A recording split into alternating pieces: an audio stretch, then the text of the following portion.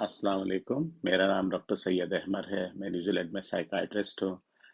मैं इस वीडियो में इस बारे में बताऊंगा कि डिप्रेशन की बीमारी क्या होती है।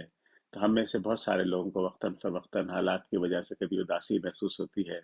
हर उदासी जो है वो डिप्रेशन की बीमारी नहीं होती, लेकिन अगर वो उदासी मुस्तकिल चलती रहे, यानी महीनों हफ्तों या महीनों चलती रहे, कमी होने में न आए, तो उस वक्त ये सोचना होता है कि कहीं इंसान को डिप्रेशन की बीमारी तो नहीं हो गई है।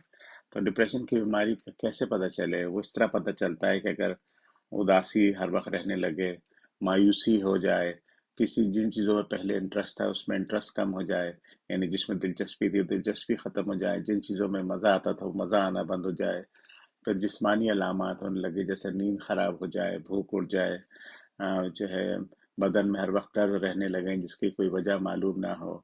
तो ये फिर उस वक्त शुबा होता है कि इंसान को डिप्रेशन की बीमारी तो नहीं हो गई।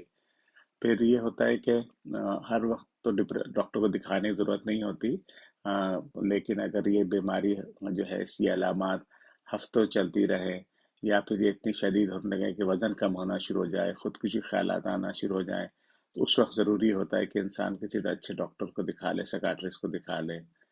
तो डिप्रेशन की बीमारी क्यों होती है इसकी तफसील मैं बाद में बताऊंगा, लेकिन मुख्तसरन ये है कि हालात इंसान के बाद दफ़ा तकलीफ देह होते हैं।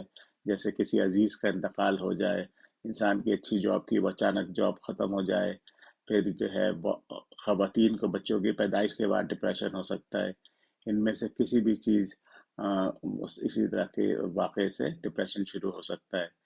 जिन लोगों को डिप्रेशन के ख़ानदान में किसी को हिस्ट्री हो, तो उनके रिश्तेदारों, करीबी रिश्तेदारों को डिप्रेशन का रिस्क ज़्यादा होता है। ये ऐसा होना ज़रूरी नहीं है, लेकिन ये रिस्क बढ़ जाता है, खुसूसन अगर उनको शदीद डिप्रेशन हो। और डिप्रेशन का इलाज जो है उस पर मुनहसर होता है कि उसकी शिद्दत कितनी है। तो अगर कम दर्जे का डिप्रेशन हो तो उसके लिए दवाएं लेने की ज़रूरत नहीं होती। उसके लिए एक्सरसाइज से बहुत फ़ायदा होता है।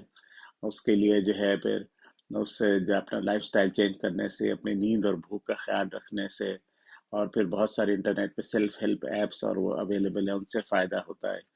अगर ज़्यादा शदीद डिप्रेशन हो तो फिर उसमें एंटी डिप्रेशन इस्तेमाल करने का सोचा जाता है। और टॉकिंग थेरेपीज की हर दर्जे के डिप्रेशन में, कम शदीद में भी और ज़्यादा शदीद में, दोनों में बहुत उसकी अहमियत होती है, जिसको हम साइकोथेरेपी कहते हैं। सुनने का बहुत शुक्रिया।